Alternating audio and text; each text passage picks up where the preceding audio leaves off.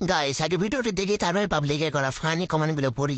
যমুনা থেকে কিনে আনছি, আপনার পুরো মাসের ইনকামের টাকা এটা হবে এ পোশাকের দাম। তো কত টাকা হতে পারে?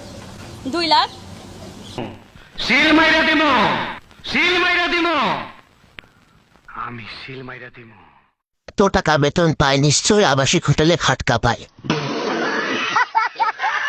করোনা এত মানুষ মারা গেল, এইগুলো কই ছিল? কয়জনের সাথে খাটকা পিয়ে জামা কিনছো? আগেকার মানুষের শিরা ভরা কাপড় দিয়ে পায়খানায় বেড়া দিত। 60 মিনিট কাজ করে 300 টাকা পারিশ্রমিক নেওয়া মেয়েটা নাকি 2 লাখ টাকা যাওয়া পড়ে, এটা হাস্যকর। বলেন কি? তাকে দেখে আমার ধনটা নেতিয়ে গেল। 150 টাকার গর্ত ঢাকতে 2 লাখ টাকা জামা। টুপিয়ে লাল করে দেবো, সালা নৌলায় বের করে দেবো। देखा आपने लापरवाही का नतीजा है।